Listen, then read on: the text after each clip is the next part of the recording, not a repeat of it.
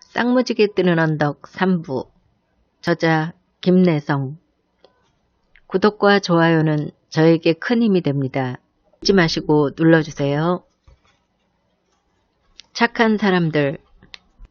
그날 밤 도남동 은준의 판잣집에서는 은주와 은철이 그리고 이창훈 씨 내외가 자리에서 간신히 일어나 앉은 은철 어머니를 둘러싸고 앉아 있었다. 황혼이 내리며 날이 어둑어둑해지자 은주가 홀로 두고 온 병든 어머니 생각을 하며 자꾸만 집으로 돌아가자고 울어서 하는 수 없이 네 사람은 병원을 나와 도남동 판잣집으로 온 것이다. 이창훈 씨 내외는 은철 어머니에게 지나간 옛날 이야기를 쭉 들려주었다.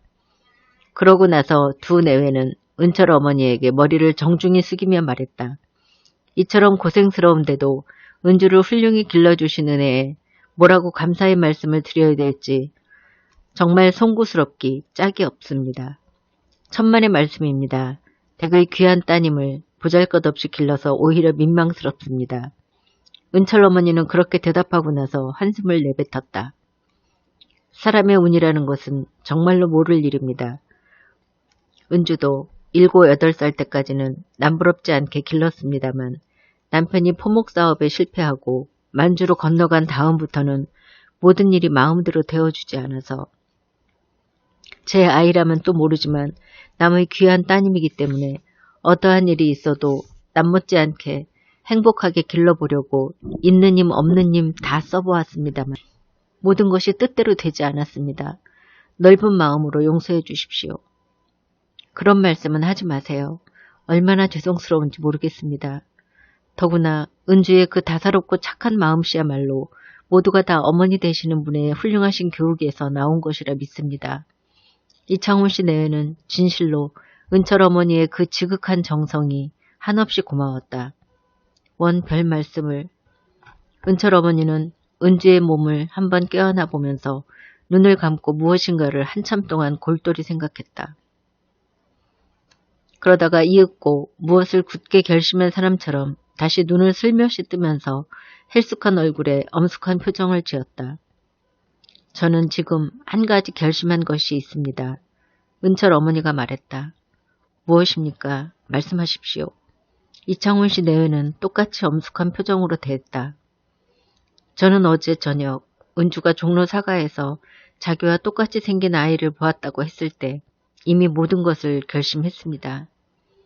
집안 살림이 이 모양이 되고 보니 남의 귀한 자식을 기를 힘이 없어졌습니다. 애정으로만 생각하면 15년 동안 애지중지 기른 은주를 어찌 내 손에서 내놓고 싶겠습니까만 그러나 그것은 저 혼자만의 욕심을 채우려는 미련한 생각일 것이고 은주를 위해서는 오히려 불행한 일이 될 것 아닙니까? 남과 같이 입히지도 못하고 먹이지도 못하고 학교에도 못 보내는 은주의 장래를 생각할 때 눈물을 글썽글썽하며 어머니는 품 안의 은주를 한층 더 꼭 껴안아 주었다. 어머니, 은주는 눈물이 핑 돌았다. 어머니, 저는 어머니의 딸이에요. 저는 죽어도 어머니 곁을 떠나지 않을 거예요. 남과 같이 입지 못해도 좋고 먹지 못해도 좋아요. 남처럼 학교에 안 다녀도 좋아요. 어머니만 계시면 돼요. 어머니, 제발 저를 보내지 마세요. 네? 아니다, 은주야. 어머니는 상처 입은 은주의 머리를 자꾸만 쓰다듬어주며 말했다. 너를 낳아주신 친어머니가 여기 계시는데 그런 말을 해서 네 어머니 마음을 슬프게 해드리면 못 쓴다. 그리고 너는 이제부터 열심히 공부해서 훌륭한 사람이 되어야 하지 않겠니? 아니요. 저는 학교에 못 가도 괜찮아요. 오빠하고도 그렇게 약속했어요. 학교에 못 가도 사람은 산다고. 올바르게만 살면 된다고. 그러는 은주의 말을 은철이는 그저 잠자코 듣기만 했다. 참 좋은 말이다. 그때 이창훈 씨가 감탄을 하며 말했다. 은주야말로 참 좋은 말을 알고 있구나. 올바르게 사는 길. 그래, 사람에게는 그 길밖에 없단다. 그러고는 곧 말을 돌려 이렇게 말했다. 은주는 어디든 은주가 있고 싶은데 있으면 된다. 구태여 은주를 우리 집으로 데리고 가려는 것이 아니니까. 그 점은 조금도 염려 말아라. 더구나 어머님께 그처럼 효성스러운 내가 병중에 계시는 어머님을 잘 보살펴드려야 할 게 아니니? 이창훈 씨는 15년 전 은주를 남에게 맡길 때 어떤 일이 있더라도 아이를 도로 찾아가지 않겠노라고 했던 그 약속이 불쑥 머리에 떠올랐다. 이번에는 이창훈 씨 부인이 은철 어머니를 향해 말했다. 그때의 저희들 약속도 있고 해서 이런 사정 이야기를 은주에게 하지 않으려고 했습니다. 그런데 그만 제가 정에 끌려 부질없는 말을 은주에게 한 게 잘못이었어요. 아닙니다. 어차피 다 알게 될 일이었으니 그것은 조금도 염려하실 것 없습니다. 무엇보다도 은주가 친부모님을, 훌륭하신 부모님을 다시 만난 것이 한량없이 기쁩니다. 모두 하늘의 뜻이라 생각하고 그 뜻을 저희들은 잘 받들어야 되지요. 은철 어머니는 이렇게 엄숙하게 말했지만 속마음은 울고 있었다. 하여튼 속히 병이 나으시기만 바랍니다. 오늘은 이만하고 또다시 찾아뵙겠습니다. 이창훈 씨 뇌에는 몸을 일으키면서 말했다. 그리고 은주에게도 한마디 했다. 은주도 이처럼 평화스러운 가정에 사정없이 뛰어들어온 우리를 그리 좋은 마음으로 대하지 않을지 모르지만 모든 것은 은주의 마음대로이니 조금도 나쁘게 생각해서는 안 된다. 마지막으로 이창훈 씨는 은철의 어깨를 토닥이며 말했다. 오늘부터, 아니 어제 저녁부터 은철군을 누구보다도 믿음직하게 생각하네. 그러니 은철군도 그렇게 알고 힘에 부치는 일이 생기거든 조금도 어려워하지 말고 나를 찾아주기 바라네. 그제야 비로소 은철이는 입을 열었다. 고맙습니다, 선생님. 어제 저녁부터 오늘 밤까지 저는 선생님의 은혜를 너무 많이 입었습니다. 그 너그러우신 은혜는 뼈에 새겨두겠습니다. 더구나 은주를 중심으로 선생님과 저희들 사이에 뜻하지 않은 그러한 인연이 맺어져 있다는 사실을 생각할 때 뭐라 말할 수 없는 심정입니다. 그리고 은주의 일에 대해서는 좀 더 시일을 두고 생각해볼 여유를 주십시오. 은주의 행복이 과연 어디 있는지 저는 그것을 곰곰이 생각해 보겠습니다.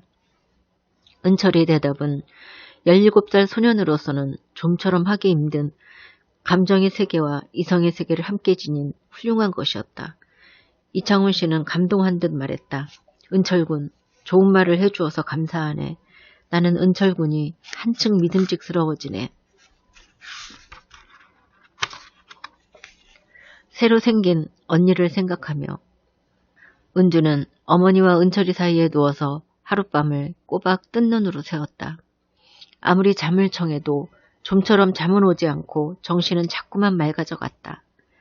길러준 어머니와 낳아준 어머니, 이 두 어머니의 얼굴 모습이 지그시 감은 은주의 눈 속에 번갈아 나타났다. 그리고 그 다음에는 어제 저녁 택시 안에 있던 그 새침한 여학생의 모습이 떠올랐다. 이창훈 씨 내외의 말을 들으니 영란이라는 이름을 가진 예쁜 그 여학생이 바로 은주의 쌍둥이 언니라지 않는가. 언니. 은주는 입속으로 가만히 불러보았다. 자기를 낳아주었다는 이창훈 씨 부인에 대해서는 어머니라는 말이 통 나오지 않았지만 자기와 똑같은 얼굴을 가진 영란을 언니라고 부르는 데는 쑥스럽다거나 싫다는 감정이 조금도 없었다. 은주는 자기에게 언니가 하나 있다는 사실이 신기하기만 했고 생각할수록 너무 기뻤다. 언니, 은주는 또 한 번 입속으로 불러보았다. 어쩐지 감미롭고 신기했다.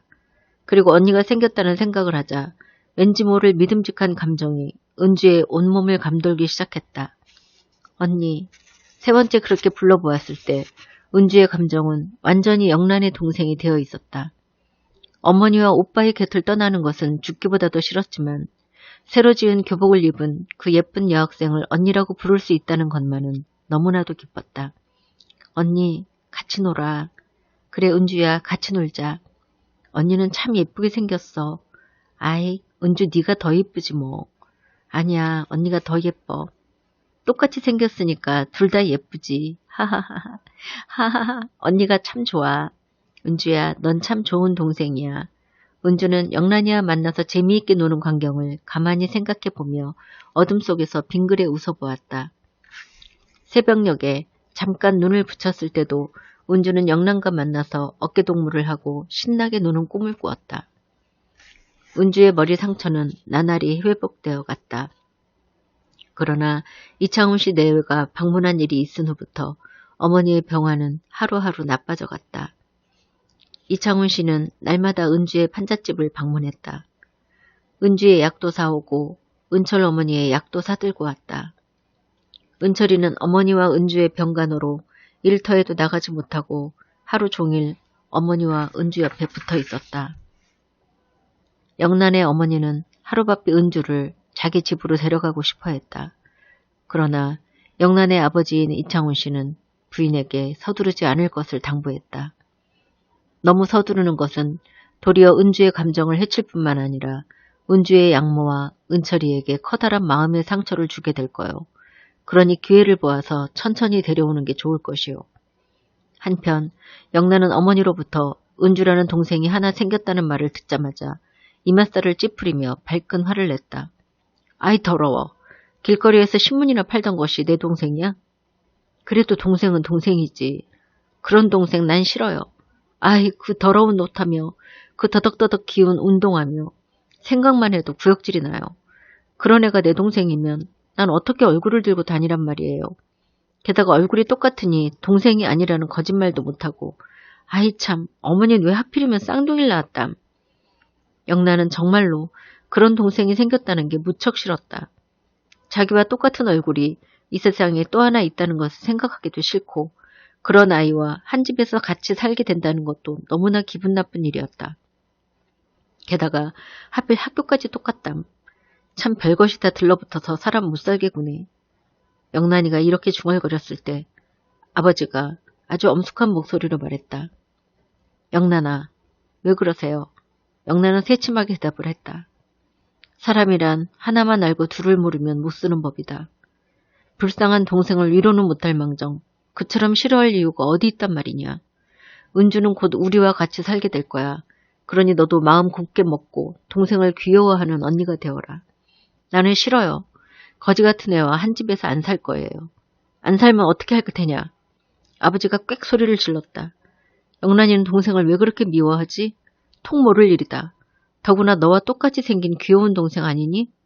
아니에요. 나와 똑같이 생긴 게 더 싫어요. 왜 나와 똑같은 사람이 이 세상에 또 있어야 하느냐고요. 정말 이상한 심리로구나. 그와 같은 영란의 심리를 아버지로서는 통 이해할 수 없었다. 너와 똑같은 사람이 있으면 더 좋을 텐데 그렇게 싫어? 싫어요. 왜 싫을까? 이유 없이 싫어요. 싫은 건 싫은 거지 꼭 이유가 있어야 돼요? 아버지는 하도 이상해서 어느 날 대학에서 심리학을 연구하는 친구 한 사람을 찾아가서 영란이의 그와 같은 이상한 심정을 물어보았다. 그런 일이 때때로 있지. 더구나 똑같은 용모를 타고난 소위 일란성 쌍둥이에게서 그런 독특한 성질이 가끔 발견되곤 한다네. 그런 다음 그 대학 교수는 다음과 같이 설명했다. 영란이 자신도 분명히 말한 바와 같이 자기와 똑같이 생긴 사람이 또 하나 있다는 사실을 무척 싫어할 수 있다네. 일종의 질투라고 할 수 있지. 자기와 똑같이 생긴 사람이 또 하나 있기 때문에 모든 것에 대해 자기와 경쟁을 하는 것 같고 자기의 장점이 깎이는 것 같고 상대방의 결점이 자기의 결점인 것처럼 생각되는 데서 그러한 독특한 심리 상태에 빠지기가 쉽지. 교수의 설명을 듣고 보니 그럴듯도 했다. 그래서 아버지는 당분간 은주를 데려오지 않고 그대로 두기로 했다. 그러다가 영란이의 마음이 돌아서면 은주를 데려오기로 두 내외 사이에 약속이 되었다. 이창훈 씨는 우선 은준의 세 식구가 살만한 아담한 집 한 채를 장만해 주려고 복덕방 영감님과 함께 이리저리 돌아다니는 한편 영란의 어머니는 은주의 교복 한 벌을 새로 맞추어 영란과 함께 은준의 판잣집을 찾았다. 그날은 은주의 부상당한 머리가 완전히 나아서 내일은 학교에 가려고 생각하고 있는 일요일이었다. 판잣집의 안과 밖. 영란은 어머니의 뒤를 따라 판잣집 쪽으로 향하는 언덕길을 올라가면서 얼굴을 찌푸리고 코를 막았다. 정원에 화초가 만발하고 2층 서재에 피아노가 놓여있는 자기 집과 비교해볼 때 은준의 판잣집은 너무나 초라했다. 조그만 판잣집에 다 떨어져 나간 널빤지로 담을 두른 한쪽 귀퉁이에 사람이 드나드는 조그만 쪽문이 한 개 달려 있었다. 영란은 동생을 보러 간다기에 호기심에 끌려 따라 나서긴 했으나 괜히 왔다는 불쾌한 생각이 자꾸만 떠올랐다. 이런 더러운 장소에 들어서는 것이 자꾸만 부끄러워 견딜 수가 없었다. 그래서 영란은 획 돌아서며 말했다. 난 안 들어갈 테야. 난 여기 서서 어머니가 나올 때까지 기다릴 테야. 그래도 여기까지 왔는데 동생을 보고 가야지. 싫어요. 어머니나 만나보고 나와요. 어머니는 하는 수 없이 영란을 대문 밖에 세워두고 혼자서 뜰 안으로 들어갔다. 부엌 한 칸, 방 한 칸, 마루 한 칸에 온통 널빤지로만 된 괴짝 같은 집이었다. 은철이는 어머니에게 드릴 약을 지으러 병원에 갔고 은주는 부엌에서 설거지를 하고 있었다. 어머나, 은주는 뜰 안으로 들어서는 훌륭한 옷차림의 영란 어머니를 바라보자 가슴이 두근거려 견딜 수가 없었다. 그래, 내 손을 잡고 자꾸만 울던 그 부인, 나의 친어머니, 나를 낳아주신 분, 그런 생각이 은주의 머릿속에서 맴돌았다. 오, 은주야. 부인은 부엌문 밖에서 은주의 손목을 덥석 부여잡으며 물었다. 상처는 좀 괜찮으냐? 네. 은주는 머리를 숙이고 조용히 대답했다. 어머니 병화는 좀 어떠시니? 조금도 낫지를 않아요. 암만 해도 어머니는 돌아가실 것만. 그러다가 은주는 행주치마로 얼굴을 가리며 어두컴컴한 방 안으로 뛰어들어갔다. 부인도 은주를 따라 방으로 들어갔다. 은주의 어머니는 이제 통 일어나지도 못했다. 가난 때문에 오랫동안 음식을 제대로 먹지 못한 데다 이제는 뼈와 가죽만 남은 몸이 되어 조금만 음식을 먹어도 금세 토해버리곤 했다. 부인은 은철 어머니에게 정중히 인사를 한 후 들고 온 과일 꾸러미를 내려놓으면서 걱정스럽게 말했다. 어서 병환이 나으셔야 할 텐데 걱정입니다. 어려운 살림 속에서도 은주를 이처럼 훌륭하게 키우시느라고 그만 병환까지 얻으셔서.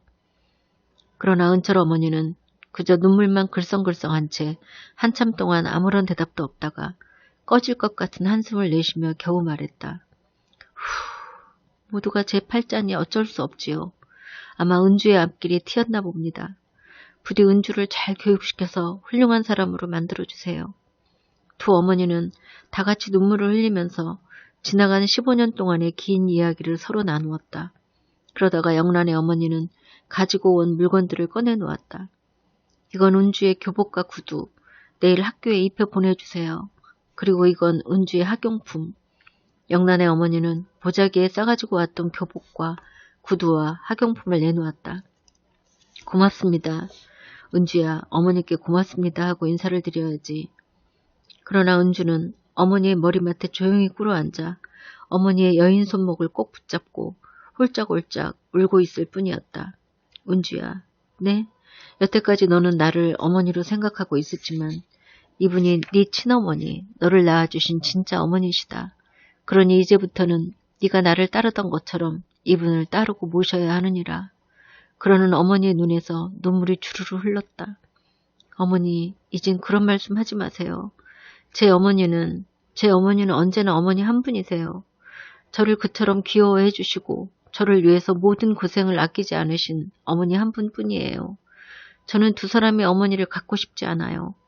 어머니는 저를 위해 드시고 싶은 것도 안 드시고 입을 것도 제대로 안 해 입으신 소중한 어머니예요. 어머니의 여인 손바닥에 돌연 얼굴을 파묻고 은주는 훅훅 흐느껴 울었다. 은주야, 아무리 생각해도 내가 오래 살 것 같지가 않구나. 머지않아 나는 저 세상 사람이 될 것이니 새어머니를, 아니 친어머니를 잘 모시고 오래오래 행복해라. 어머니, 그래, 어머니, 그래, 울지 마라. 은주가 울자 생모도 양모도 다 같이 눈물의 바다에 빠진 듯 흐느껴 울었다. 은주가 친부모를 만나게 된 일이 과연 은주의 일생을 위해 좋은 일인지 나쁜 일인지 행복한 일인지 불행한 일인지 아무도 알 수 없었다. 그때 이창훈 씨 부인은 눈물을 거두며 조용한 어조로 입을 열었다. 은주를 지금 당장 데려가려는 것이 아니니 그리 아시고 은주를 지금과 마찬가지로 귀여워해 주세요. 태산 같은 은혜를 결코 잊지 않겠습니다. 두 부인이 그런 이야기를 하고 있을 때 병원에 약을 지으러 갔던 은철이는 꼬불꼬불한 언덕길을 헐레벌떡 뛰어 올라오고 있었다. 집 앞에 이르러 은철이는 갑자기 발바닥이 땅에 얼어붙은 듯이 우뚝 멈춰섰다. 은철이는 저도 모르게 가느다란 외침을 내뱉었다. 자기 집 대문 밖에서 지금 껌을 씹고 서 있는 여학생. 은주와 똑같이 생긴 저 여학생은 해화동 이창훈 씨의 양옥 현관 밖에서 자기의 인격을 발로 진흙 밟듯 짓뭉개던 그 애가 아닌가. 약봉지를 든 은철의 손이 가느다랗게 떨리기 시작했다. 은철이는 약봉지가 뭉개지도록 꼭 움켜쥐었다. 은철이는 벙어리처럼 말없이 입술을 꽉 깨물고 영란의 얼굴을 무섭게 쏘아보았다. 서로 싸우는 마음들. 아이 무서워.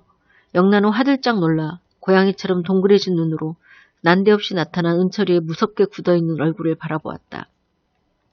자기의 아버지 가방에서 돈을 훔쳤다던 그 소년, 길거리에서 구두를 닦는다는 그 더러운 소년, 그리고 주먹을 불끈 쥐고 자기를 무섭게 쏘아보던 바로 그 소년이 지금도 무서운 표정으로 자기를 쏘아보며 서 있지 않는가. 아버지의 말에 의하면 이 무서운 소년이 바로 은주라는 계집애의 오빠라던데 영란은 또 한 번 괜히 왔다고 생각하며 무척 후회를 하였다. 그러나 영란은 그리 쉽게 남에게 지는 애가 아니었다. 쟤까지 것이 하는 생각이 불쑥 영란의 마음을 사로잡았다. 그래서 영란이도 똑같이 매서운 눈초리로 은철을 바라보면서 입에 물었던 껌을 탁 하고 땅에 뱉어버렸다. 그것은 마치 잔뜩 화가 돋친 고양이와 개가 서로 마주선 것 같은 험악한 풍경이었다. 둘은 서로의 얼굴만 뚫어지도록 바라볼 뿐 누구 하나 먼저 말을 꺼내지 않았다. 참 재수없어서 내가 어쩌다 이런 데를 다 왔지. 결국 영란의 입에서 먼저 그런 말이 튀어나왔다. 이런 데라니 싫으면 가면 될 거 아니야. 가건 말건 무슨 상관이야. 어린애들처럼 텃세를 하는 건가 유치하긴. 유치해? 유치하지 않은 뭐야. 내 얼굴에 똥이라도 묻었나? 왜 사람을 무섭게 쏘아보는 거야? 영란의 독설이 만만치 않았다. 뭐야? 말로는 도저히 영란을 당해낼 수 없게 된 은철은 그저 주먹 쥔 손을 와들와들 떨고 있을 뿐이다. 뭐긴 뭐야. 내 얼굴에 사탕이 묻었냐 똥이 묻었냐. 왜 못마땅한 얼굴로 바라보는 거야? 정말 웃기네. 뭐라고? 그러면서 은철은 한 발 바싹 영란의 앞으로 다가섰다. 어디 때려봐. 말이 막히니까 주먹만 들면 다냐? 사내 자식들은 그저 단순해서 주먹밖에 모른다니까.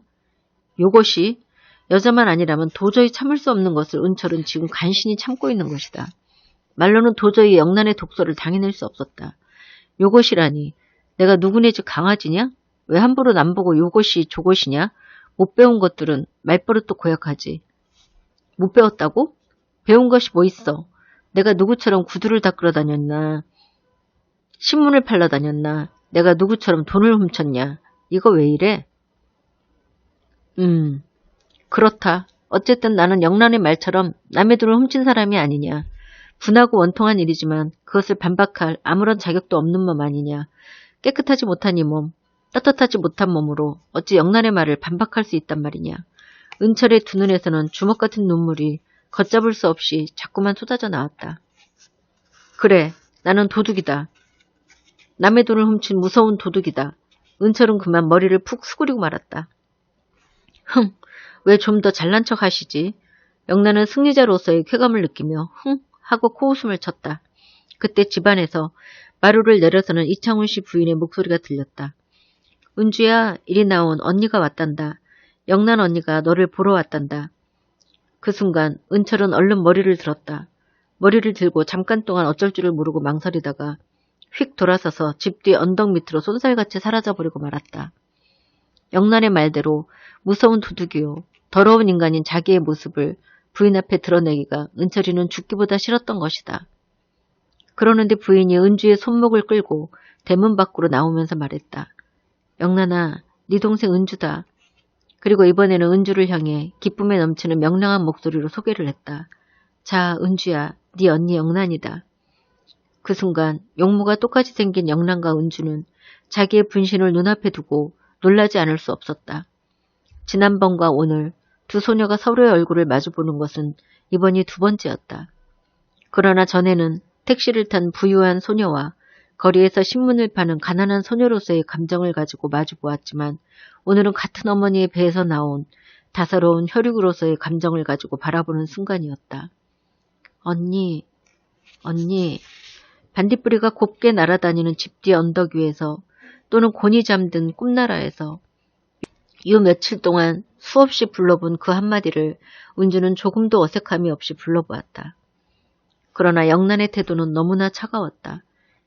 영란은 대답 대신 그 차디찬 눈동자로 은주의 얼굴을 한번 힐끔 쳐다볼 뿐이었다. 영란아, 네 동생 은주란다. 부인은 두 소녀의 손을 하나씩 끌어당겨 서로에게 꼭 쥐어주면서 말했다. 영란이는 오늘부터 동생이 생기고 은주는 오늘부터 언니가 생겼어.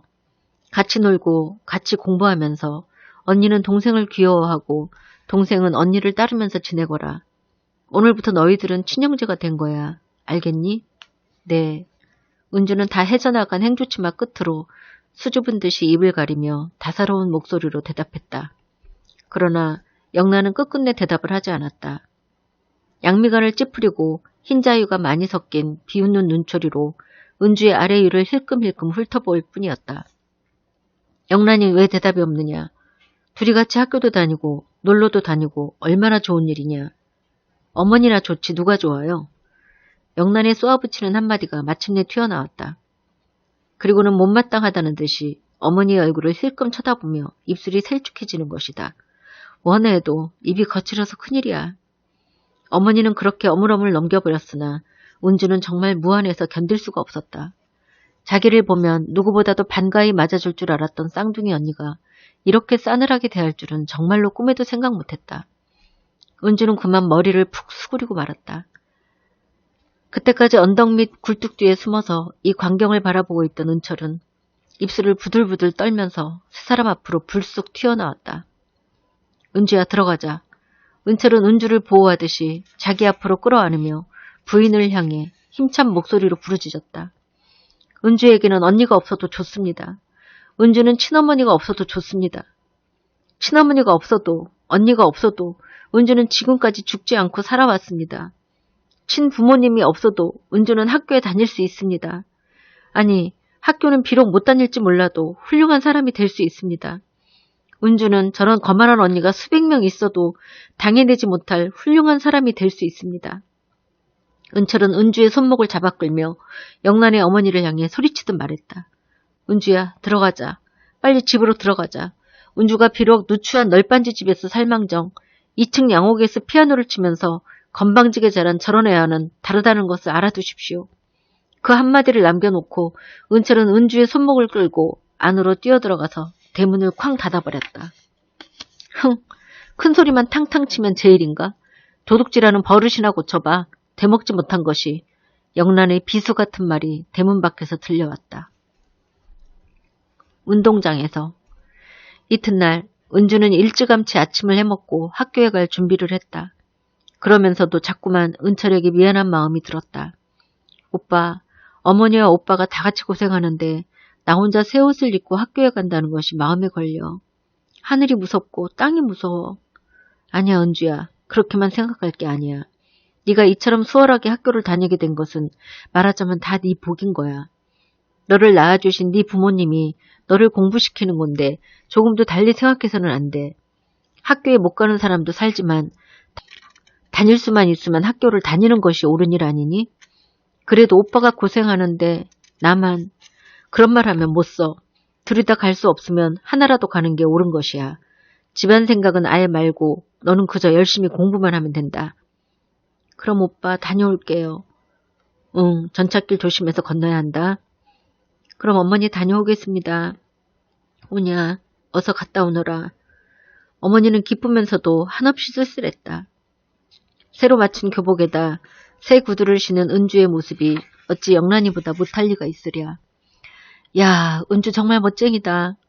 은철은 사라져가는 은주의 뒷모습을 바라보며 진심으로 감탄하고 또 감탄했다. 그렇다. 옷만 잘 입으면 은주도 영란이에 비해 조금도 손색이 없다는 분명한 증거를 눈앞에서 본 것이다. 사람의 운명이란 참 모를 일이야. 은주는 입속으로 조용히 종알거려 보았다. 이 세상에 어머니가 두 분 계신다니.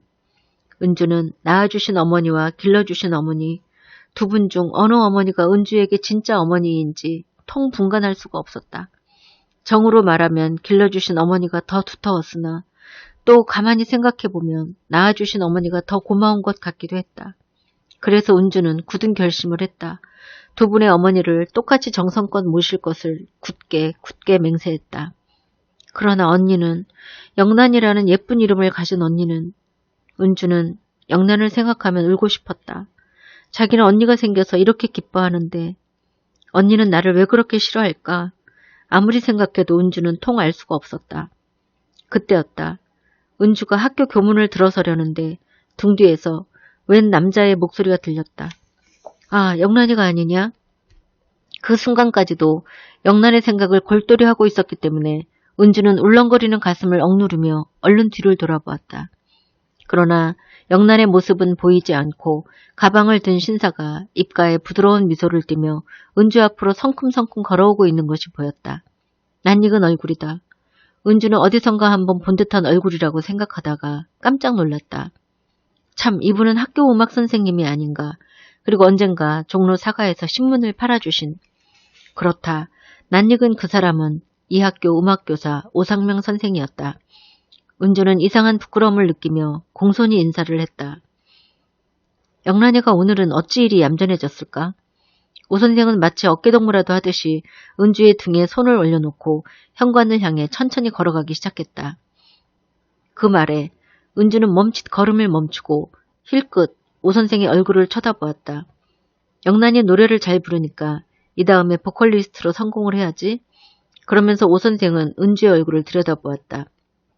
그러나 은주는 보컬리스트라는 말이 무슨 말인지도 몰랐고 그보다도 오 선생이 영란과 자기를 혼동한 사실에 당황스러웠다. 은주가 결석을 한 2주일 동안에 영란은 벌써 음악교사인 오 선생과 친해진 모양이었다. 보컬리스트란 말 알아? 몰라요. 은주는 모기소리 같은 대답을 했다. 성악가라는 말인데 앞으로 대성악가가 될 사람이 그런 말을 모르면 되나? 오 선생에게 벌써 이처럼 인정을 받은 영란이라면 영란은 노래를 얼마나 잘 부를까 생각하며 은주는 부럽기도 하고 기쁘기도 했다. 자기 언니가 그처럼 노래를 잘 부른다는 것은 은주의 체면이 서는 것 같아서 기쁘기 한량없었다. 영란이는 통 알 수가 없어. 어느 때는 무척 명랑하고 건방지고 어느 때는 우울하고 공손하고 대체 어느 편이 정말인지 알 수가 있어야지. 선생님, 은주는 운동장 한가운데서 돌연 걸음을 멈췄다. 응? 오 선생도 우뚝 멈추었다. 선생님, 저는 영란이가 아니에요. 영란 언니의 명예를 일시나마 자기가 가로채는 것 같아서 은주는 미안하기 짝이 없었다. 뭐야? 오 선생은 눈이 둥그레졌다. 저는 선생님이 알고 계시는 그 영란이가 아니에요. 영란이가 아니라고? 오 선생은 마치 꿈꾸는 사람처럼 멍하니 은주의 얼굴을 바라보았다. 영란은 제 언니이고 저는 은주예요. 은주? 그러다가 오 선생은 이제 생각난 듯이 말했다. 옳지. 그럼 저번 날 종로 사가에서 신문을 팔던 애가 바로 너로구나. 네. 오, 그랬던가. 그래서 영란이에게 물어도 그런 일 없다고 하고 나는 혹시 영란이가 부끄러워서 그것을 감추는 거라고만 생각하고 더 묻지 않았지만 그런데 영란이와 은주가 자매라면 은주가 신문을 팔고 있던 사실을 영란이가 모를 리 없을 텐데 영란은 물론 알고 있었다. 그러나 신문을 팔러 다니는 그런 거지와 같은 동생이 있다는 것을 영란은 숨겼을 따름이었다. 은주는 대답을 못하고 한참 동안이나 망설이다가 오 선생에게 지나간 이야기를 대강했다. 언니는 언니인데 한 집에 살지 않아요. 오랫동안 서로 떨어져서. 아, 그랬던가? 오 선생은 머리를 끄덕끄덕하며 물었다. 그래, 은주는 몇 반이냐? 1반이에요. 1반?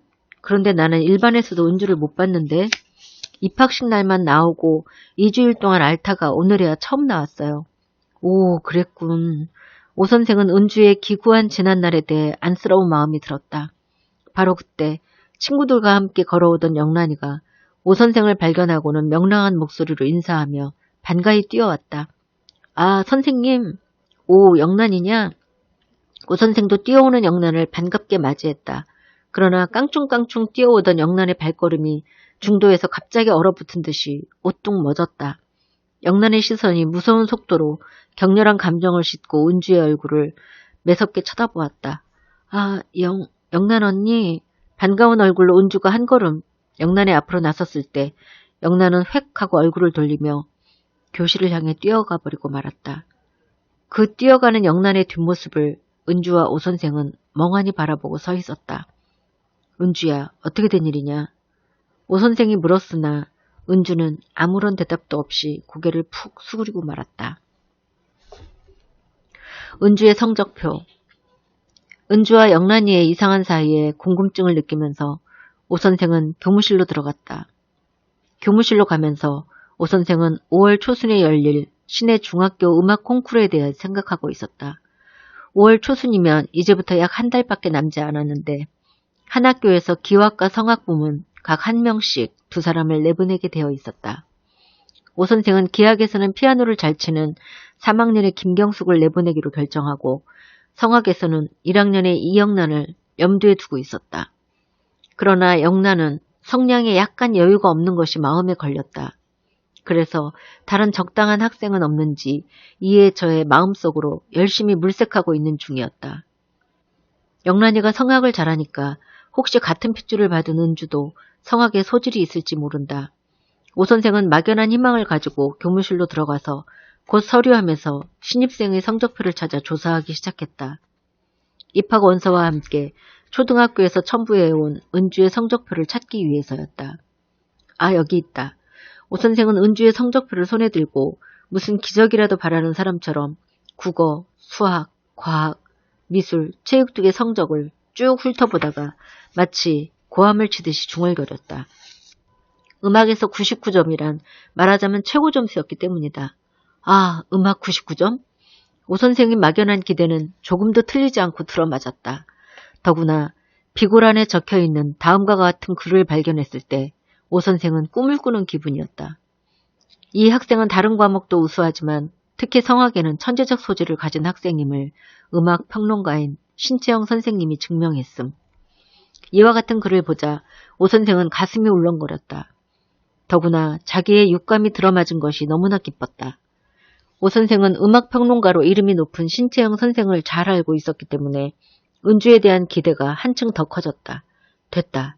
무슨 귀중한 보물을 발견한 사람처럼 오 선생은 무척 흥분했다. 오늘은 1학년 음악 시간이 있지. 3교시가 일반 음악 시간이다. 2반과 3반은 모두 오후 시간이었다. 오 선생은 약간 흥분한 표정으로 은주네 반의 음악 시간이 오기를 기다렸다. 한편 운동장에서 영란이가 흘긴 그 날카로운 눈초리는 온순하고 착한 은주의 마음을 또다시 슬프게 했다. 나는 언니가 너무 반갑고 좋은데 언니는 왜 나를 자꾸만 꺼리고 싫어할까? 아, 그 무서운 눈초리. 은주는 자꾸만 슬퍼졌다. 2교시 수업이 끝나고 모두가 운동장으로 뛰쳐나갔으나 은주는 홀로 텅 빈 교실에 멍하니 앉아 있었다. 학생들 사이에선 은주와 영란이가 쌍둥이라는 소문이 나자 창밖 너머로 얼굴을 구경하러 오는 학생이 많았다. 아이, 어쩌면 저렇게 똑같을까. 모두들 이렇게 한마디씩 던지고는 지나갔다. 야, 참 귀엽게도 생겼다. 내 동생 삼을까? 그러면서 킥킥 웃으며 지나가는 상급생들도 있었다. 은주야, 같은 초등학교를 다니던 영순이가 뛰어들어왔다. 응? 은주는 머리를 돌려 영순이를 쳐다보았다. 니게 언제 언니가 있었니? 지금 밖에서는 야단법석이야. 나도 방금 가보고 왔는데 3반에 있는 영란이라는 아이가 어쩌면 그렇게 너와 똑같이 생겼니?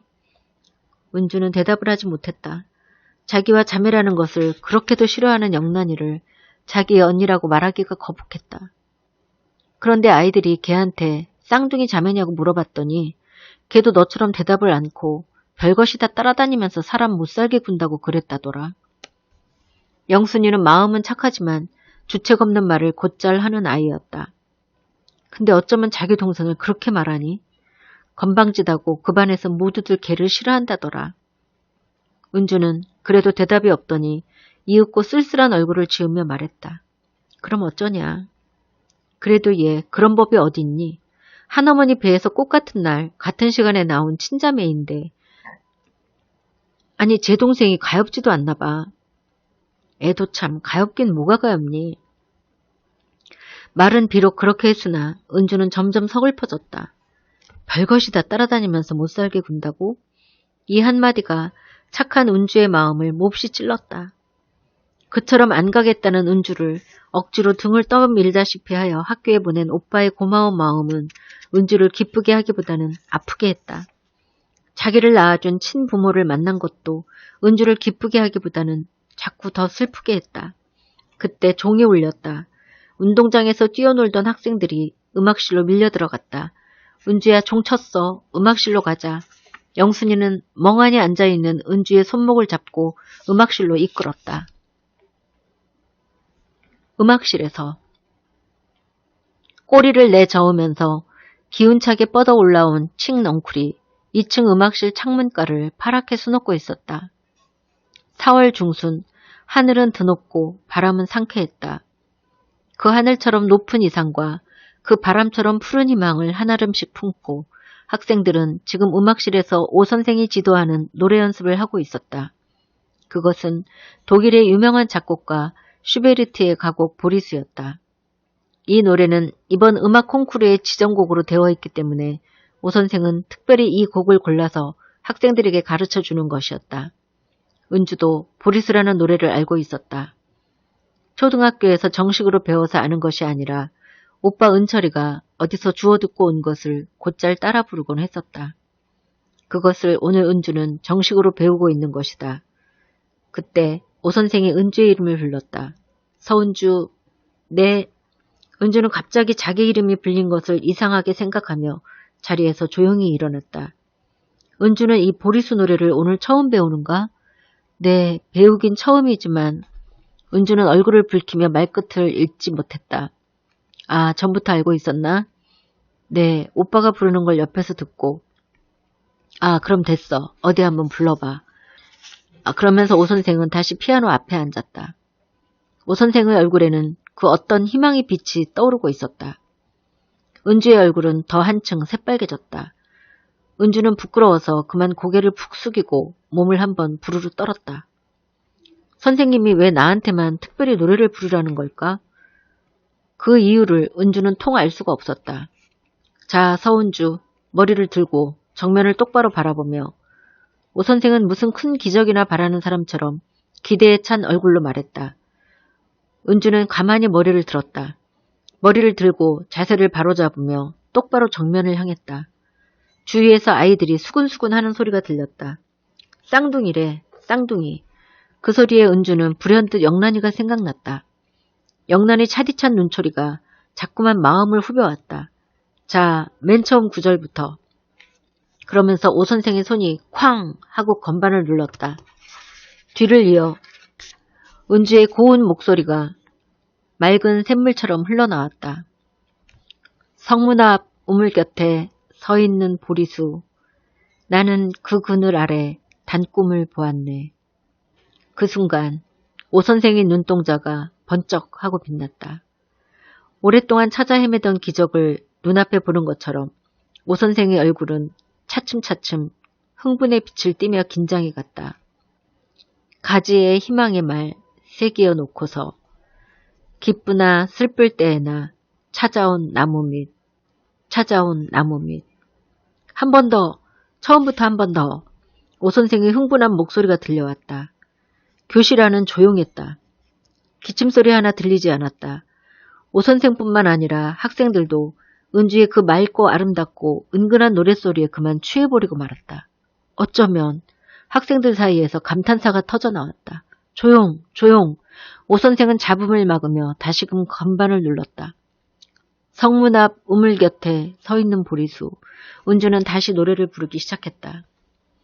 활짝 열어젖힌 들창 밖에는 푸른 하늘이 펼쳐져 있었다. 꼬리를 저으면서 뻗어 올라간 칡넝쿨에 산들바람이 불고 있었다. 하늘도 맑고 바람도 맑고 노랫소리조차 맑은 순간이었다. 기쁘나 슬플 때에나 찾아온 나무 밑, 찾아온 나무 밑. 은주의 노래가 끝났다. 앉아 서은주. 앉아도 좋아. 오 선생은 피아노 앞에서 기운차게 일어서면서 은주에게 앉으라고 했다. 은주는 상기된 얼굴을 숙이면서 조용히 자리에 앉았다. 가슴이 두근거려 견딜 수가 없었다. 은주는 신 선생을 잘 아는가? 신채영 선생을. 오 선생은 흥분한 얼굴빛으로 물었다. 잘 모르지만 언젠가 학교에 한번 오셔서. 학교에? 언제? 학예회 때요. 그때도 은주는 노래를 불렀었나? 네. 무슨 노래를 불렀지? 봉선화를 불렀습니다. 봉선화라. 그때 신 선생이 칭찬을 했었지? 은주는 대답을 못하고 머리를 푹 숙였다. 내가 다 알아. 은주는 음악에 천재적인 소질을 가진 학생이라고 칭찬을 했었지? 은주는 숙였던 머리를 들었다. 오 선생님이 어떻게 그것을 아는지 이상한 일이라고 은주는 생각했다. 은주는 봉선화를 잘 부르는가? 오 선생은 이번에는 곡을 선정할 셈으로 그렇게 물었으나 은주는 대답 없이 그저 얼굴만 붉혔다. 대답을 해야지. 생각이 있어 묻는 것이니까 바른대로 대답을 해봐요. 은주는 봉선화가 제일 좋은가? 잠깐 동안 은주는 머뭇머뭇하다가 대답을 했다. 네, 봉선화도 좋지만 제가 제일 좋아하는 곡은 그래, 은주가 제일 좋아하는 곡이 뭐지? 저 성불사의 밤. 은주는 자꾸만 부끄러워서 견딜 수가 없었다. 제 입으로 제가 제일 잘한다는 말을 어떻게 할 수 있겠는가?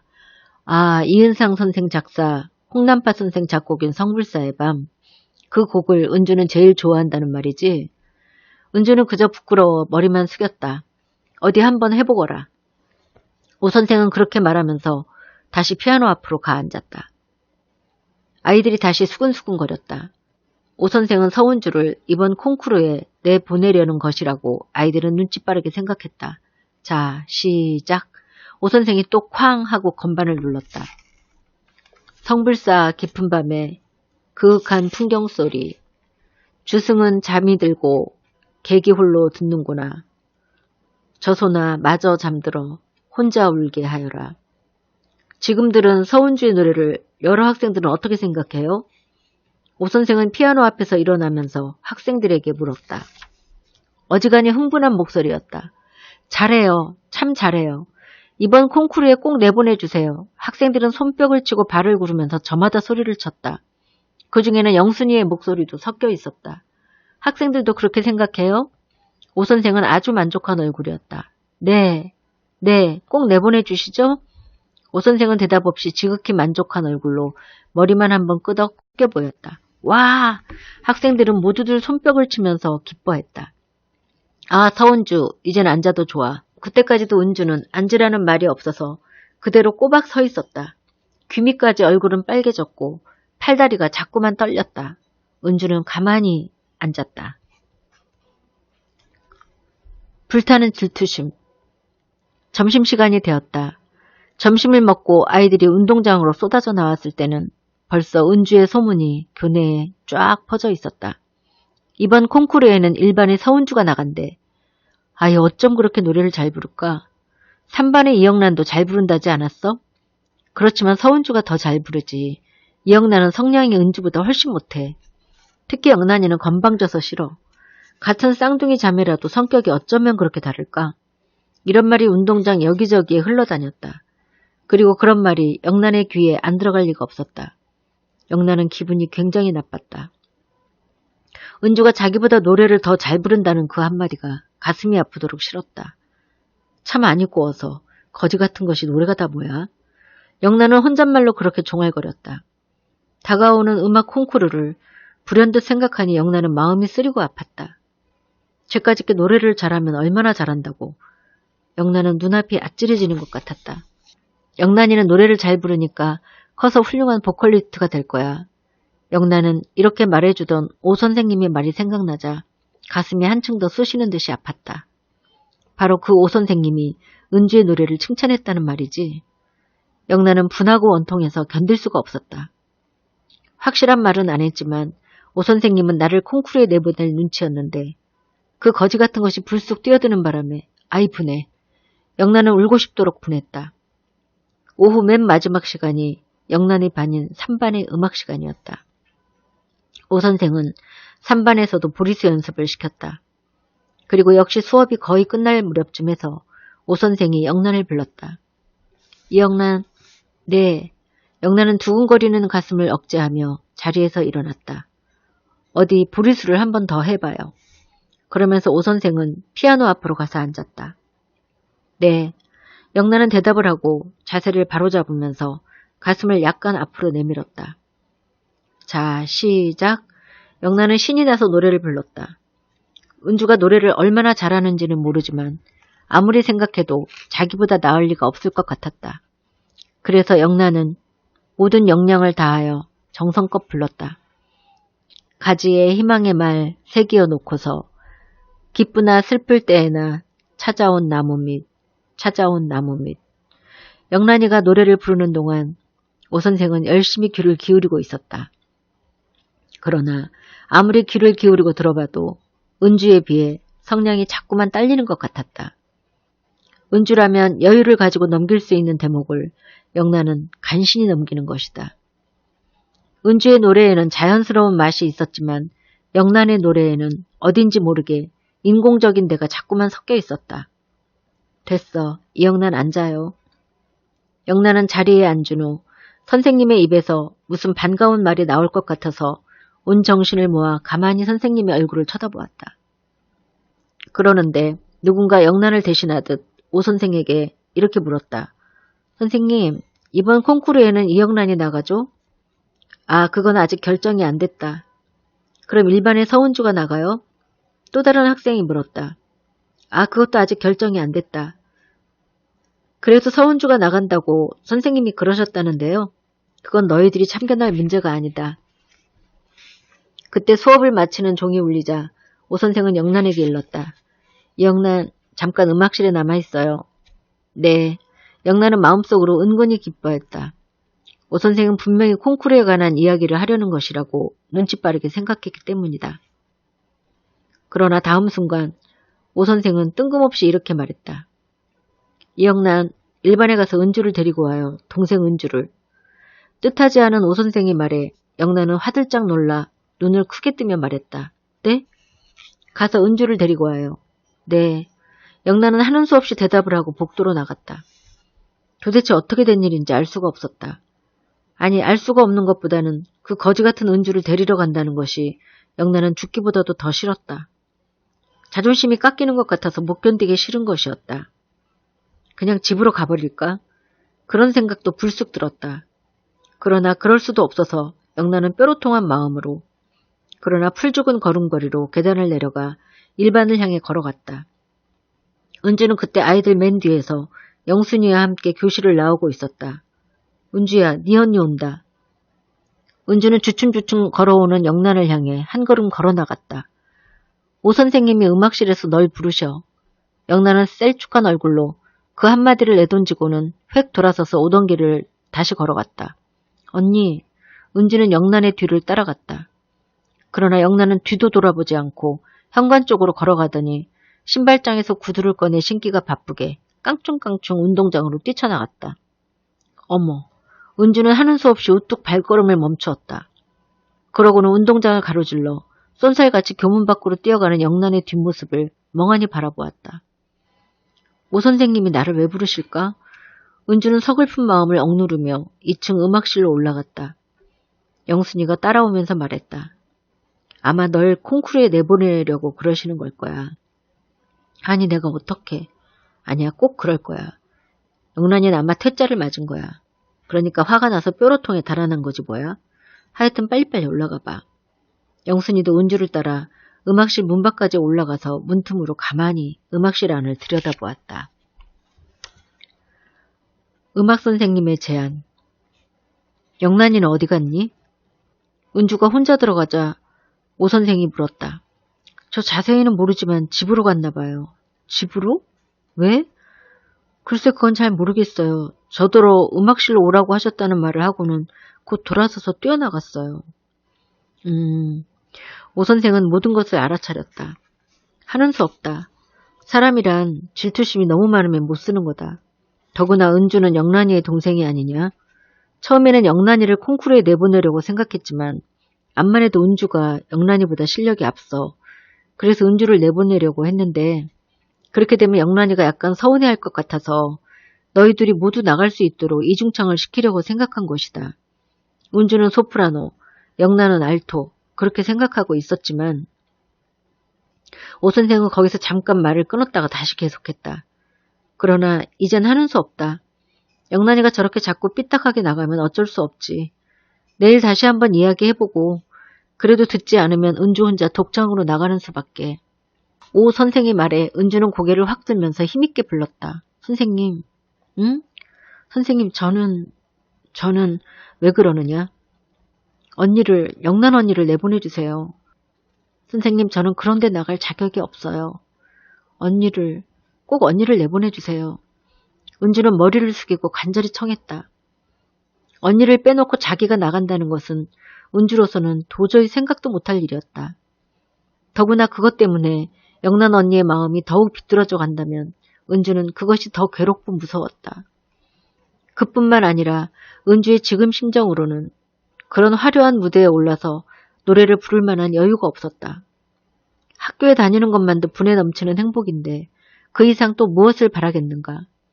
제발 선생님이 영란 언니를 내보내주기를 진심으로 바랐다. 그만하면 은주의 마음을 잘 알았다. 그러나 학교 입장에서는 그럴 수가 없다. 제일 우수한 학생을 내보내는 것이 원칙이니까. 그래도 선생님, 저보다 영란 언니가 더 우수할 거예요. 은주는 이럴 줄 알았으면 아까 노래를 부를 때 일부러라도 잘 못 부를 걸 하는 생각까지 들었다. 은주의 마음을 잘 알았으니 과히 염려하지 않아도 좋아. 내일 영란이에게 한 번 더 물어보아서 이중창을 하는 수밖에 없다. 그것도 싫다면 그건 할 수 없는 일이니까. 하여튼 은주는 내일부터 방과 후에 남아서 노래 연습을 열심히 해야 되겠다. 그렇게 알고 오늘은 집으로 돌아가도 좋아. 그 한마디를 남겨놓고 오 선생은 총총히 밖으로 사라져버렸다. 일이 왜 이처럼 자꾸 뒤틀려 갈까? 콩쿠르는 왜 또 있어가지고 영란 언니가 오죽이나 마음 아플까? 은주는 영란에게 무슨 큰 죄나 지은 사람처럼 마음이 무겁고 괴로웠다. 난 다 들었어. 네가 정말 콩쿠르에 나가게 됐구나. 밖으로 나오자 영순이가 서 있다가 은주를 반가이 맞이했다. 넌 어쩌면 그렇게 마음이 고우니? 아이, 애도 참. 둘은 다정하게 교문을 나서 거리로 나왔다. 이튿날 오 선생은 영란을 음악실로 따로 불러서 은주와 이중창을 하라는 말을 했다. 영란은 셀쭉해서 한마디로 거절했다. 전 안 나가겠어요. 오 선생은 영란이가 그렇게 대답할 줄 미리부터 짐작했지만 다시 한번 물어보았다. 왜 안 나가려고? 그냥 나가기 싫어요. 왜? 그러나 영란은 아무 대답도 하지 않고 얼른 외면을 했다. 너희 자매가 나가서 이중창을 하면 얼마나 좋겠니? 얼굴도 똑같고 노래도 둘 다 잘하고 그렇게 되면 아마 우리 학교가 제일 인기를 끌 거다. 저보다도 은주가 나으니까 은주를 내보내면 되지 않아요? 저 같은 것이 따라 나갔다가 입상을 못하면 학교 체면이 서겠어요? 영란아. 오 선생은 부드러운 말씨로 영란을 설득했다. 너희 자매간에 어떤 사정이 있는지는 모르지만 언니는 동생을 사랑하고 귀여워해야 할 게 아니냐. 그처럼 자꾸 틀어지면 어떡하니. 더구나 은주는 자기는 그만두고 영란 언니를 꼭 내보내달라고 부탁하는데 동생이 귀여운 마음을 영란이가 알아줘야 할 게 아니냐? 제가 몰라주는 게 뭐예요? 그러니까 저 대신 은주를 내보내달라는 거 아니에요? 그럼 되는 게 아니에요? 그렇게도 같이 나가는 게 싫으니? 싫어요. 왜? 그런 건 선생님 물으실 필요 없어요. 싫은 건 싫고 좋은 건 좋은 거지 특별히 무슨 이유가 있는 건 아니에요. 오 선생은 심각한 표정으로 오랫동안 묵묵히 앉아있다가 이윽고 얼굴을 들며 낮은 소리로 말했다. 잘 알겠다. 내일 아버지든 어머니든 학교로 좀 와주시면 좋겠다고 집에 돌아가서 말씀을 드려라. 영란은 대답을 하지 않았다. 알겠냐? 오 선생은 따지는 듯이 물었다. 네, 가서 전해드리겠어요. 이튿날 아침 영란의 아버지 이창훈 씨가 오 선생을 찾아왔다. 이창훈 씨는 은주의 지난날에 대한 이야기를 비롯해서 영란의 성격에 대한 이야기를 쭉 하였다. 아, 그렇습니까? 그런 관계였습니까? 그제서야 비로소 오 선생은 모든 것을 알아차렸다. 영란이는 한 번 싫다면 끝끝내 싫은 애니까 부모의 입장으로서도 어쩔 도리가 없습니다. 모두 다 부모의 잘못입니다. 선생님의 간곡하신 생각은 잘 알겠습니다만 영란이는 내버려 두시고 은주만이라도 잘 지도해 주십시오. 영란이는 자기 스스로 마음이 돌아설 때까지 기다릴 수밖에 없는 아이니까요. 잘 알겠습니다. 두 아이의 성격을 잘 알았습니다. 그러고는 또 한참 있다가 오 선생은 말했다. 그러나 영란이도 음악에 대한 소질이 풍부한 애라고 생각합니다. 그러한 고집 역시 음악적 소질에서 출발한 것이 아닐까요? 말하자면 예술가적 기질이라고 해야 할지 자존심이라고 해야 할지 너무도 자유롭게 자라났기 때문에 네, 확실히 그런 점도 있습니다. 어렸을 적에는 애가 그처럼 거만하지는 않았는데 점점 커가면서 한층 더 말하자면 가정에서 너무 지나친 자유를 주었기 때문이 아닌가 생각합니다. 죄송합니다. 모두가 저의 불찰입니다. 이창훈 씨는 면목이 없어 머리를 숙였다. 정말로 민망스러운 일이었다. 잠시 후 이창훈 씨는 가방에서 돈 20만 원을 꺼내어 오 선생에게 건네주며 말했다. 이것은 은주의 학비로 당분간 선생님께서 좀 맡아주시면 고맙겠습니다. 약간 가정사정이 복잡해서요. 잘 알았습니다. 제가 맡아서 적당히 처리하겠습니다. 오 선생은 그렇게 할 것을 쾌히 승낙했다. 영란의 구두를 닦는 은철이. 이창훈 씨는 그 후 여러 번 은주의 판잣집을 방문하여 은철 어머니의 병환을 보살폈고 해화동 근처에 아담한 방 2개짜리 집을 얻어서 당분간 그리로 가서 살 것을 권했다. 그러나 은철이와 그의 어머니는 끝내 그것을 사양했다. 대단히 고마운 말씀입니다만 당분간 이대로 두어주세요. 아무래도 저는 얼마 안 가 죽을 것만 같으니 그때 은주와 은철이를 돌봐주시기 바랍니다. 어머니는 자리에 누운 채 일어날 기력도 없이 말했다. 그건 조금도 염려 마십시오. 은철군은 제 아들처럼 생각하고 돌보겠습니다. 고맙습니다. 지금부터라도 은철군은 학교에 다녔으면 좋겠는데 자꾸만 사양을 하니 그것도 모두가 영란이 탓입니다. 영란이가 조금만 마음이 따뜻한 아이라면 은철군의 마음도 조금은 풀릴 것을. 하지만 이제 얼마 안 가 영란이도 뉘우칠 것이고 또 은철군의 마음도 풀릴 것이라고 믿습니다. 그러니 너무 조급히 생각지 말고 이대로 좀 더 두고 보시지요. 그러면서 이창훈 씨는 당분간 필요한 약값과 생활비를 어머니에게 주고 갔다. 참 고마우신 어른이다. 어머니는 눈물을 흘리면서 말했으나 은철이는 아무 말도 없었다. 은철이는 다시 종로 사가로 나가서 구두 닦기를 시작했다. 은철이를 경찰에 고발한 깨알곰보 봉파리는 그 후 어디로 갔는지 자취를 감추고 말았다. 사실은 은철이보다 자기가 더 나빴기 때문에 은철이가 경찰서에서 풀려 나온 것을 알자 경찰의 눈을 피해 어디론가 사라져버리고 말았던 것이다.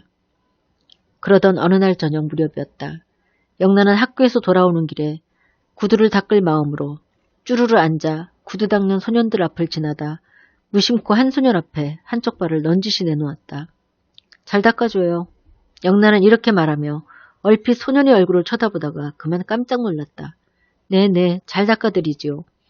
은철은 여학생의 구두발을 들여다보며 신이 나서 솔로 구두의 먼지를 털다가 얼핏 여학생의 얼굴을 쳐다보았다.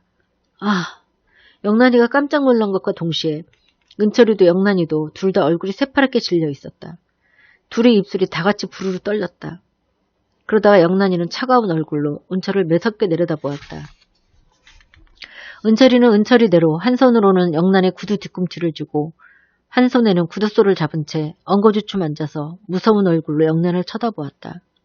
한순간 두 소년은 얼어붙은 듯이 동작을 멈추고 말을 잃었다. 그것은 마치 필름이 끊기기 직전의 스크린과도 같은 장면이었다. 다음 순간 영란은 그만 구두 닦는 판에서 발을 냉큼 내려놓았다. 내가 왜 하필 너 같은 거한테 구두를 닦아? 영란은 그렇게 생각하면서 발을 내려놓았던 것이다. 내가 왜 하필 너 같은 계집애에 구두를 닦아줘? 그와 동시에 은철이도 그렇게 생각하면서 발꿈치를 잡았던 손을 탁 거두어 버렸다. 두 소녀의 감정은 서로 날카로워지면서 무섭게 얽혔다. 다음 순간 영란의 마음속에는 약간의 잔인한 생각이 들기 시작했다. 이러한 경우 보통 아이들 같으면 삐죽대며 그대로 획 돌아가고 말겠지만 영란은 그러지 않고 그냥 그대로 은철이 앞에 오뚜기처럼 오뚝 서 있었다. 어서 닦아요. 영란은 계속 버티고 서 있다가 다시 구두발을 냉큼 올려놓으면서 거만한 목소리로 명령하듯이 외쳤다. 너무나 잔인하고 건방진 말이 아닐 수 없었다. 어서 닦으라는데 사람을 왜 자꾸 쳐다봐? 영란의 날카로운 한마디가 다시 튀어나왔다. 그것은 실로 무서운 도전이었다. 은철은 그때까지도 영란의 새침한 얼굴을 무섭게 쏘아보고 있었다. 쏘아보면서 머릿속으로 가만히 생각했다. 영란이가 필사적으로 걸어오는 이 싸움에 어떻게 하면 이길 수가 있을까? 보통 애들 같으면 내가 왜 이 계집애의 구두를 닦아? 하고 보기 좋게 거절해 보르겠지만 그렇게 되면 결과적으로 은철이가 지는 셈이 되는 것이다. 언뜻 생각하면 이기는 것 같지만 곰곰이 생각하면 그것은 도리어 지는 것이었다. 보통애 같았으면 삐죽거리며 그대로 가버렸을 텐데 도리어 기가 살아서 달라붙는 영란의 투지를 꺾어버리려면 은철은 어떤 일이 있어도 눈앞에 건방지게 내민 영란의 구두를 닦아줘야 하는 것이다. 그것이 결국 이기는 것이다. 그래, 아무나 하기 어려운 일을 하는 것이 이기는 길이다. 꾹 참고 이 구두를 묵묵히 닦아야 한다. 정말로 그렇다. 남이 쉽게 하지 못하는 일을 하는 사람만이 위대할 수 있는 것이다. 옛날 중국 한나라에 한신이라는 훌륭한 장군이 있었다. 이 장군이 역경에 처해 있던 어느 날 우연히 길에서 적군의 부하 몇 사람을 만났다.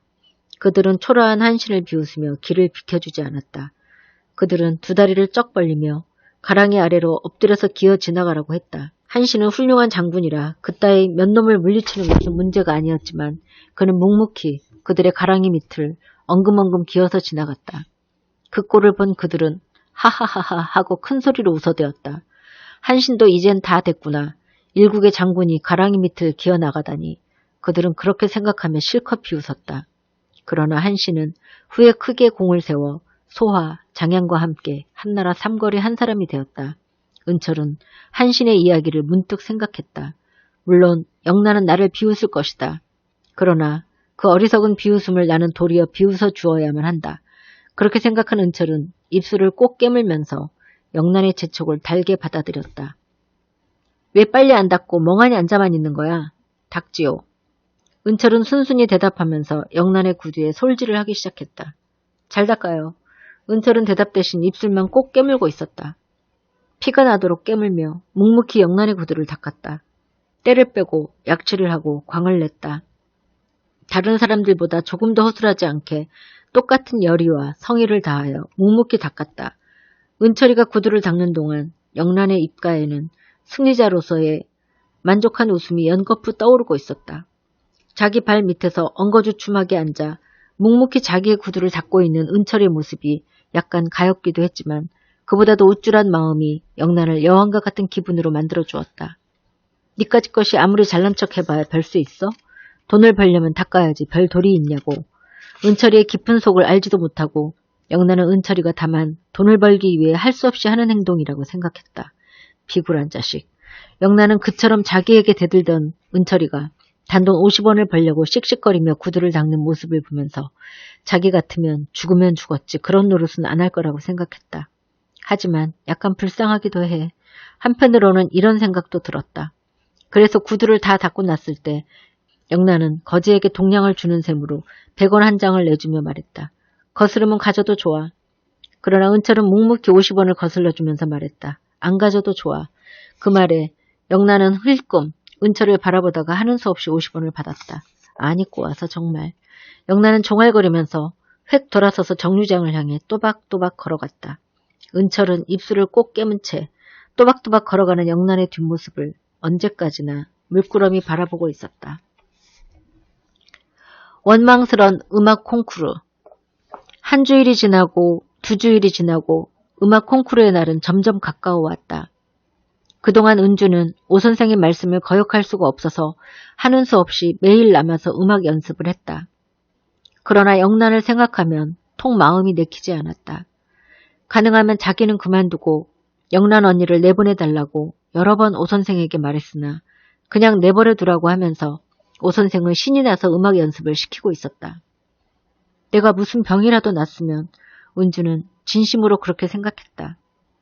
차라리 자기가 병이라도 나서 콩쿠르에 나가지 못하게 되기를 바랐다. 그렇게 되면 자연히 영란이가 나가게 될 것이고 따라서 자기의 마음도 이렇게 괴롭지는 않을 것이라고 생각했다. 어떻게 하면 병에 걸릴 수 있을까? 조금도 거짓없이 은주는 자기가 무슨 병에 걸리기를 원했다. 참기름을 많이 먹으면 배탈이 난다지? 은주는 불현듯 그런 생각을 했다. 참기름은 집에도 있는데. 그것은 벌써 오래전 일이지만 어머니가 알아 눕기 전에 배탈이 날 때마다 잡수시던 참기름 병이 선반에 놓여있는 것을 은주는 문득 생각했다. 그걸 먹을까? 은주는 이 생각 저 생각에 골똘히 잠겨서 종로 사가까지 걸어왔다. 저녁이 가까운 무렵이었다. 전차 정류장에는 사람들이 쭉 줄을 지어 늘어서 있었다. 그러나 어떻게 된 셈인지 큰 길 한 모퉁이에서 구두를 닦고 있어야 할 오빠의 모습이 보이지 않았다. 이상했다. 오늘은 아침부터 나오지 않았나? 은주는 은철이보다 먼저 집을 나오기 때문에 오빠가 아침에 일터로 나왔는지 안 나왔는지 알 수가 없었다.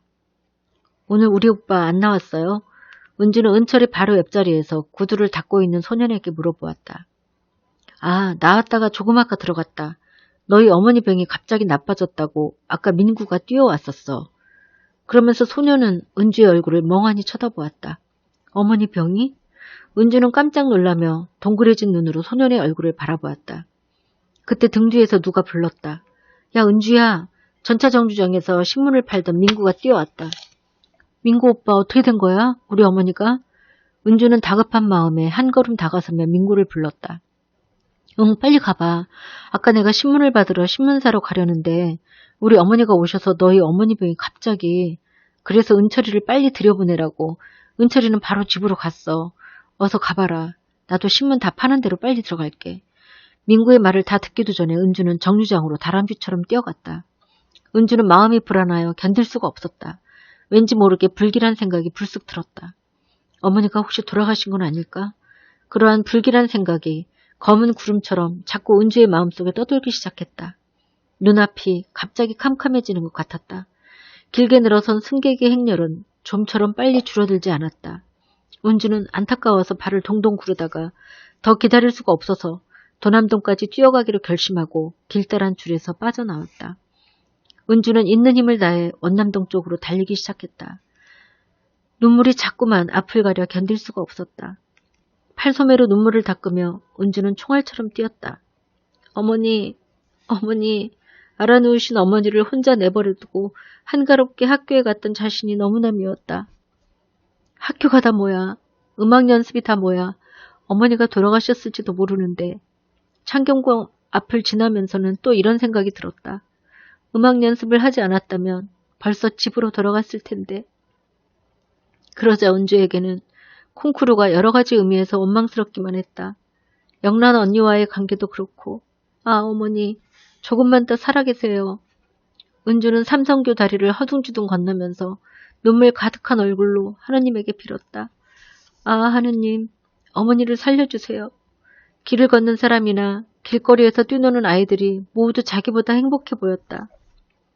삼선교 개천가를 오른편으로 끼고 은주는 숨이 하늘에 닿을 듯 얼마 동안 달리다가 군데군데 방공호가 뻥뻥 뚫린 조그만 언덕 위에 외로이 서 있는 자기 집을 불현듯 바라보았다. 은주는 조그만 쪽문이 달린 판잣집 안의 캄캄한 방에 누워 계실 어머니를 생각했다. 그러나 멀리서 바라보이는 자기 집에는 아무런 인기척도 아무런 변화도 없어 보였다. 은철 오빠도 있는 것 같지 않고 민구 오빠의 어머니도 오신 것 같지 않았다. 그저 판잣집 하나만 언덕 위에 덩그렇게 있을 뿐이었다. 민군의 방공호 앞까지 다다랐을 때 은주는 발걸음을 멈추고 가만히 귀를 기울였다. 그러나 언덕 위의 자기 집에서는 아무 소리도 들려오지 않았다. 정신을 차린 은주는 다시금 꼬불꼬불한 언덕길을 단숨에 뛰어 올라갔다. 그러나 자기 집 쪽문 앞까지 다다랐을 때도 집안에선 아무런 인기척도 나지 않았다. 너무 조용하다. 집안이 너무 지나치게 조용한 것이 은주는 더더욱 무서웠다. 그래서 은주는 쪽문을 열고 뛰어들어가면서 커다란 목소리로 불렀다. 어머니! 방문이 탁 열리면서 민구 어머니의 얼굴이 불쑥 나타났다. 은주야. 그것은 항상 은주를 반기던 어머니의 목소리가 아니라 은주의 몸뚱이를 와락 부여안으면서 뛰쳐나온 민구 어머니의 울음 섞인 목소리였다. 은주야, 어머니가. 그 말에 은주는 내던져진 오뚜기처럼 서너 걸음 비틀거리다가 방 안으로 들어갔다. 어머니는 이미 저 세상 사람이 되어 있었다. 어머니! 은주는 와락 달려들어 어머니의 뼈만 앙상한 두 어깨를 흔들면서 무섭게 울어댔다. 은주야. 어머니 앞에 머리를 조아리며 조용히 울고있던 은철이가 그렇게 외치면서 은주를 꽉 껴안았다. 조금만, 네가 빨리 돌아왔으면, 10분만 빨리 돌아왔으면 어머니를 뵐 수 있었을 것을. 은철은 흐느껴 울면서 은주가 늦게 돌아온 것을 안타까워했다. 어머니는 너를 계속 찾으시면서 돌아가셨단다. 네 이름을 자꾸만 부르시면서. 어머니. 은주는 안타깝게 몸부림을 치면서 어머니를 불렀다. 그러나 이미 세상을 떠나버린 어머니가 대답이 있을 리 만무했다. 어머니 용서하세요. 그만 쓸데없는 음악 연습을 하느라고. 음악 콩쿠르가 은주는 정말로 원망스러웠다. 이리하여 두 남매는 서로 부둥켜 안고 하룻밤을 꼬박 울음으로 새웠다.